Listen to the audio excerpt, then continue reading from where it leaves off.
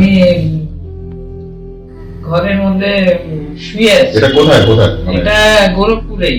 আচ্ছা, কোন কোন বছর? এটা বছরটা ঠিক মনে নেই, তবে ঘরের মধ্যে আমি শুয়ে আছি আর মেশো বাইরে গেছে, তো আমি শুয়ে আছি, লাইট জ্বালিয়ে একটা বই পড়ছি। আচ্ছা, আর রাত্রিবেলা? হ্যাঁ, রাত্রিবেলা। তো আমার মেড সার্ভেন্ট, সে আমার সঙ্গে রাত্রিরে থাকতো। তো সেদিন ছিল না, ও কোথাও যাওয়ার কথাও শুনেছি। তো হঠাৎ লাইটটা নিভে গেল। লাইটটা নিভে যাওয়াতে আমি পাশে মোমবাতি আর দেশলাই রাখা ছিল, তা আমি ওটা জ্বালিয়ে দিয়ে আবার মশারির ভেতর এবার এসে শুয়ে পড়ি। কটা নাগাদ তাও? রাত্রে কটা? এটা রাত্রি তো 12টা 12টা। তারপরে খানিকক্ষণ পরে দেখছি মোমবাতির যে ফ্লেমটা আস্তে আস্তে এরকম বাড়ছে ফের কমছে, বাড়ছে ফের কমছে। তাহলে মনে হবে অক্সিজেনের কোনো প্রবলেম হয়েছে। আস্তে আস্তে আমি দেখছি আমি ঝিমোচ্ছি। তো বইটা আমার হাত থেকে পড়ে গেল, আমি চোখটা বন্ধ করি। চোখটা খানিকক্ষণ পর খুলতে দেখছি মোমবাতিটা জ্বলছে, ভালোভাবে জ্বলছে। হঠাৎ আস্তে আস্তে মোমবাতিটা নিভে গেল। তো নিভে গেল, তো এখন নিভে গেল, এখন আমি উঠবো, আবার মোমবাতি জ্বালাবো। হঠাৎ দেখি মোমবাতিটা আমার নিজের থেকে জ্বলে। আচ্ছা, চোখের সামনে? একদম চোখের সামনে। আচ্ছা। আর যেই মোমবাতিটা জ্বলেছে, ঠিক আমার সামনে ওই মেয়েটা দাঁড়িয়ে আছে। তুমি তখন শুয়ে? হ্যাঁ, আমি এমনি শুয়ে আছি, আর ওকে দেখছি মশারির উপরে মেয়েটা দাঁড়িয়ে আছে। ওর গলা বিনুনি করে আছে, একটা রেড চেক স্কার্ট পরে আছে, একটা হোয়াইট কালারের শার্ট পরে আছে, ফর্সা। তুমি শিওর তুমি ঘুমের মধ্যে না? না না, আমি তখন জেগে আছি। আমি ওকে দেখছি যে দরজা বন্ধ, তো এই মেয়েটা কে আমার কাছে দাঁড়িয়ে আছে। তা আমি ওকে জিজ্ঞেস করছি যে তুমি কে? ভয় লাগে না, আমি আমার মধ্যে সে জিনিসটা ঢোকেনি। আমি ঘরে একা আছি বা রাত্রির অন্ধকার। হাসছে, বলছে যে আমাকে মেরে আর তুই এই বাড়িতে থাকবি, আমি থাকতে দেবো। মানে এটা হিন্দিতে কনভারসেশন হচ্ছে। না, তার বলছে যে আমি তোকে থাকতে দেবো। তা আমি বললাম তুমি কে? তো বললো আমি তোকে থাকতে দেব না, বলে মশারিটা এমনি উঠে গেল। যেই মশারিটা উঠেছে, আমি তো বুঝতে পারলাম আমি কোনো ইয়েতে পড়ে গেছি। হাত দিয়ে তুলো না? না না, মশারিটা উঠে গেল। তারপরে আমি দেখছি ও পাটা আঙুলগুলো পেছনে আর পরিষ্কার একদম। আর যেই ও আমাকে ধরেছে না, এইগুলো একদম সাদা জেলির মতো। হ্যাঁ, এখানে কোনো মাংস নেই, হাড়গুলো এরকম ঝুলছে আর সাদা জেলি। আর বরফ কি ঠান্ডা হবে, যা ওর হাত ঠান্ডা। 100% শিওর? হ্যাঁ, একদম জেলির মতন এমনি পাতলা করছে। তারপর আমাকে উঠিয়ে ফেলে দিল একটা কর্নার, আর আমি মাটিতে ক্রল করছি। আমার পাশের দরজার গলিতে একজন বাঙালি ফ্যামিলি থাকতো, আমি তাকে ডাকতে যাচ্ছি, আমার গলা দিয়ে আওয়াজ বেরোচ্ছে। আবার আমাকে ওখান থেকে ওই দরজার কাছে গিয়ে দাঁড়িয়ে, আবার আমি ওখান থেকে উঠে উঠে যে বিছানায় এসেছি, সে আবার আমাকে ধাক্কা দিচ্ছে।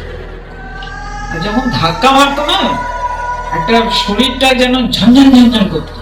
ও যখন ছুতো আমার, তোমাকে ঘরে এদিক থেকে ওদিক ফেলছে? হ্যাঁ, ফেলছে, মানে ও আমাকে মারবার জন্যই এসেছে। আর ও বারবার আমার গলাটাকে গ্রিপ করতে চাইছে। তোমার গায়ে যখন ছুটছে, জেলিটা তোমার গায়ে লাগছে? হ্যাঁ, একদম ওইটা লাগছে। আর এইরকম ঝুলে আছে হাত। তারপরে আমার ঠাকুর তাকে রাখা ছিল, কালী ঠাকুরের একটা ফটো ছিল। আমি যখনই ওখানে যেতে চাইছি, ও আমাকে ওখানে যেতে দিচ্ছে। যাই হোক, কোন রকমে মাকালি করতে করতে মুখ দিয়ে তো আওয়াজ বেরোচ্ছে না, মানে ভেতর থেকেই মাকে ইয়ে করতে- আর ও বলছে কি তোমাকে সমানে? ও হিন্দিতে এটাই বলছে যে হিন্দিতে বলো। হিন্দিতে আমাকে এটাই বলছে যে हमको मार के तुम यहाँ जिंदा रह नहीं सकते, तुमको रहने नहीं। তার আগে কোনো ঘটনা শুনেছিলি কি ওই বাড়িতে? না, আমি তখন ওই বাড়ির কোনো ঘটনা শুনিনি। তারপরে আমি আস্তে আস্তে যখন ঠাকুরের আশ্রয়ের কাছে গেছি, তখন ও মেন সদর দরজায় গিয়ে ছটপট ছটপট বুঝেছিস তো? যেই ছটপট ছটপট করেছে, আমি ততক্ষণ ঠাকুরের ফটো উঠিয়ে নিতেই ওকে আর আমি দেখতে পারলাম। আমি তখন ওই ফটো রেখে কোন রকমের সদর দরজা খুলে গিয়ে আমি বাইরের গেটে গিয়ে যে পড়েছি, অজ্ঞান হয়েছি, তারপরে আমার কোনো জ্ঞান নেই। আচ্ছা। তা ভোরবেলা 5টার সময় লোকে মর্নিং ওয়াক করতে বেরোয়, তো ওরা গেটের কাছে আমাকে দেখছে যে আমি উপর হয়ে পড়ে আছি অজ্ঞান। তো সবাই দেওয়ার টেওয়ার জাম্প করে ভেতরে ঢুকেছে, ঢুকে চাবি দিয়ে আমার গেটের তালা খুলেছে, খুলে আমাকে সব ধরে ঘরের ভেতরে নিয়ে এসেছে। তারপরে ওখানে ডাক্তার সেনগুপ্ত থাকে, তাকে ডাকা হলো। তো বললো যে ইনি এখন গত প্রায় 8 ঘন্টার উপরে হয়ে গেল, এনার জ্ঞান নেই, এনাকে যত তাড়াতাড়ি করে জ্ঞান ফেরাতে হবে, না তো খুব মুশকিল হয়ে যাবে। তো যাই হোক, উনি এসে আমাকে ইঞ্জেকশন দিলেন, মানে যা ওখানে লোকে বললো আর কি, ইঞ্জেকশন দেওয়াতে তা আমার জ্ঞান ফিরলো। আমি তারপরে কাউকে চিনতে পারছি, কাউকেই চিনতে, আমি মেশো নেই বাড়িতে। হ্যাঁ, মেশো কোথায় ছিল? মেশো ট্যুরে গেছে। আচ্ছা, তখন ও হয়নি না। তো যাই হোক, তখন আমি চিনতে পারছি না কাউকে। বিকেল হয়ে গেল, তখন ডাক্তার সেনগুপ্ত আমাকে সেলাইন চড়াতে, তখন কি হলো তখন আমার যখন আস্তে আস্তে আমি মানে রেকগনাইজ করছি যে হ্যাঁ এই, তখন আমাকে জিজ্ঞেস করে ডাক্তার সেনগুপ্ত কি আপনার সাথে কি হয়েছে। আমি বললাম ওই বাড়িতে যে আগে ভাড়াটে ছিল, তার বাবা মা ওই পাড়াতেই আগে বড় দিদি আগে থাকে, তাকে ডাকা হলো। বলে দেখুন তো ইনি যে মেয়ের ব্যাপারে বলছেন, সে কি আপনার কেউ জানাশোনা? তা আমি বললাম, তো বললো আমার বোন এই বাড়িতে মারা গেছে, আর আমার বোন আমার বাবাকেও নষ্ট করেছে। ওর বাবার ট্রাকের বিজনেস ছিল, ও বাবাকেও 2-3 বার দেখা দিয়েছে, বাবাকে বলেছিল তোমাকে প্রাণে মারবো, সেই জন্য বাবা এই বাড়ি ছেড়ে দিয়েছে। তখন ডাক্তার বাড়িওয়ালাকে বললো যে আপনি তাহলে কেন ভাড়া দেন কাউকে? মেয়েটা মারা কেন গেছিল? ও অসুস্থ হয়ে মারা গেছে। আচ্ছা। তো বলছে যে তবে আমার বোন তো হসপিটালে মারা গেছে। তো যাই হোক, সেই বোনের আত্মার মানে ইয়ে হয়নি, 3 দিনেই ওরা কাজ করবে। আচ্ছা।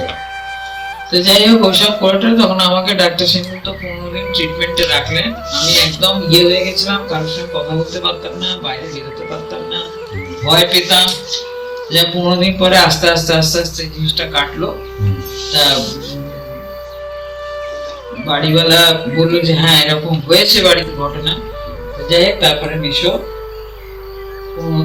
15 দিন না, মাসখানেক পরে ওই বাড়িটা আমরা ছেড়ে দেব। আর তার ঠিক ওই বাড়ির ওই মেয়েটারই আত্মা সাদা শাড়ি পরে ওই বাড়ির পাশের গলিটাতে ও ঘুরতো। দেখেছো সবাই? হ্যাঁ, ওটা আমিও দেখেছি, মেশোও দেখেছে, মঞ্জুও দেখেছে। ওরকম সাদা শাড়ি পরে ঘুরতো ওই গলিটার মধ্যে, আর ওই আমাকে অ্যাটাক করেছে একলা। ওকে ডিসক্রাইব করো তো, কেমন দেখতে ছিল? তোমার যখন পাশে দাঁড়ালো হয়েছে, ফর্সা মেয়ে একটা, লম্বা, মানে মুখটা কিরকম ছিল? ভালো মানুষের মতো। আচ্ছা। ও যখন আমাকে প্রথমবার নিজেকে ফেস করলো, একদম মানুষের মতো। কলা বিনুনি করা, কালো কিটে বাঁধা, সাদা শার্ট পরা, লাল চেকটা। আমি ভাবলাম মতো কেমন বাড়ি থেকে ঢুকে গেছে, দরজা বন্ধ কেন ঢুকেছে। কিন্তু ওর ওই যে হাতটা পাটা যখন আমি দেখলাম, তখন আমি বুঝে গেলাম। পাটা আঙুল পেছনে আর গোড়ালিটা। মানে এই যে বলে যে ডাইনদের পায়ের পিছে হতে হয়, সত্যি? হ্যাঁ, এটা সত্যি, নিজের চোখে দেখেছো? হ্যাঁ, ওতে মাংস থাকে না, খালি হাড় থাকে, সাদা রঙ, একদম সাদা। এই যে আমাদের একটা নতুন মুভি বেরিয়েছে, স্ত্রী 2 সব এটা হয়। আমার ওই কাজের মেয়েটা যে আছে, তার বোন একবার এসে আমার কাছে দুপুরবেলা তেল চেয়েছিল। আমি কেউ কারকে তেল দিয়েছিলাম, ওই তেলটা মাখতে মাখতে ও ফুল গাছের তলা দিয়ে চলে গেছে। মানে বুঝলাম না কি হয়েছে। মাথায় আমার কাছ থেকে তেল চাইল, কে? ওই আমার কাজের যে কাজ করে তার বোনটা। আচ্ছা भाभी जी थोड़ा तेल दे दीजिए, सर में दर्द हो रहा है। হ্যাঁ তা আমি ওকে কেউ কার্পিন তেলটা দিলাম। হ্যাঁ ও মারতে মারতে মারতে মারতে ও কারোর কেউ এসেছিল তাকে ছাড়তে কুল গাছের তলা দিয়ে চলে গেছে। আচ্ছা ওই কুল গাছের ওপরে কেউ কোন আত্মা ছিল, ওকে ধরেছে। আচ্ছা তো যখন খুব ওর বাড়িতে ভিড় হয়েছে, আমার পাশেই ছিল, জানো দেখি তো কি হয়েছে। ওমা আমি যে গেছি না, আমাকে অ্যাটাক করেছে জানিস তো। আচ্ছা পেতনির মতন আওয়াজ ওর গলায়, করছে এরকম আওয়াজ একটা, আরে মানে এই তো দিয়েছে আমাকে। আচ্ছা তারপর আমি তো পালিয়েছি, আমাকে বললো আপনি এখান থেকে সরে যান। কাউকে যে ঝাড়ছিল তাকে বললো যে, সে বললো তুই যে এই শরীরে ঢুকেছিস এখানে ছাড়বি, তা আমরা কি করে বুঝবো।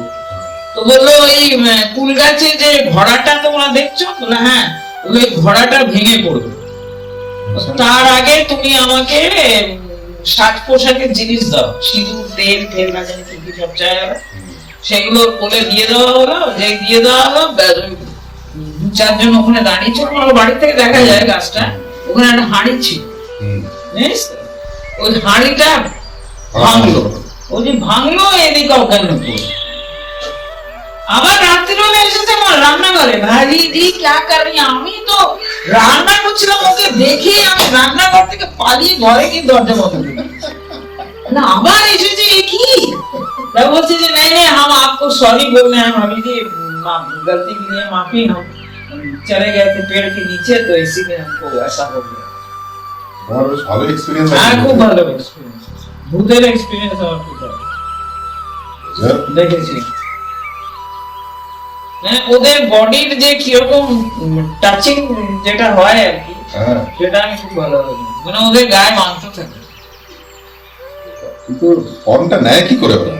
সেটা ওদের একটা বডিতে মাংস থাকে না, একটা জেলি মতন থাকে আর হাড় গুলো থাকে। আচ্ছা কিন্তু যখন আমি ওকে পরে দেখলাম যে ও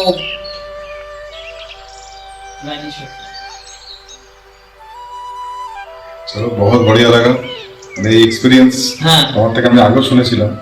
এটা এই যে আমি অনেকে বিশ্বাস করে অনেকে করে না। না না সেটা তো ইন্ডিভিজুয়ালের উপর ডিপেন্ড করে, কিন্তু তুমি নিজের আমি- চোখে এটা দেখেছো। হ্যাঁ দেখেছি কি এটা আমার সঙ্গে ঘটেছে। তারপরে ডাক্তার ট্রিটমেন্ট হয়েছে, তারপরে যে বাড়ির ও মেয়ে ছিল তার বোনেরা দিদিরা এসেছে বলেছে যে না এরকম আমার বাবার সাথেও হয়েছে, ও দেখা দিয়েছে বাবাকে। আর ওই সাদা শাড়ি পরে বাড়ির পাশের গলিটাতে ঘুরতো। তারপরে হ্যাঁ আর আরো এফেক্ট এই জন্য হয়ে গেল কি আমরা যেদিন বাড়িটা ছাড়লাম তার মাসখানেক পরে আমার বাড়িওয়ালা নিজের মেয়ের বিয়ের জন্য একটা মোটরসাইকেল কিনলো। হুম আর সে শনিবার দিন কিনে ওই আমারই ঘরে, আমরা যে পোর্শনটা থাকতাম ওই ঘরে মোটরসাইকেলটা ঢুকিয়েছে এই বিকেল 7টা 7:30 নাগাদ। সকালবেলা উনি হার্ট অ্যাটাক করে মারা গেলেন।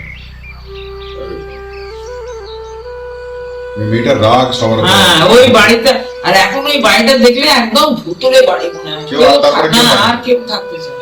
এই মৌলানা বলেও গেছেন যে বাড়ির ঠিক সেন্টারে এই ঘরটাতে একটা মানে শয়তানের হাড় পুঁতে তারপরে এই বাড়ির গঠন হয়েছে। আর বাড়ির সামনে একটা মন্দির আছে, যা পরিক্রমার রাস্তাটা আপনারা বন্ধ করে এই বাড়ির দেওয়াল উঠিয়েছে, সেই জন্য এই বাড়িতে থাকা কারোর পক্ষেই ভালো। এই বাড়িটা কোন এলাকাতে ঘটবে? এটা পূর্বীরপুর, কি নাম? পূর্বীরপুর। পূর্বীরপুর। আচ্ছা, বাড়িটা এখনো দেখো তো? না ওটা ভেতর দিকে, আমরা তারপরে আমি ছেড়ে আর ওর মুখে দরকার নেই। চলো খুব ভালো লাগলো, থ্যাংক ইউ ফর শেয়ারিং। এইটাই শেয়ারিং হোক যাই হোক, হ্যাঁ মানে ঘটনা এটা গল্প নয় আর কি, না, এটা গল্প না, এটা ফ্যাক্ট ঘটনা।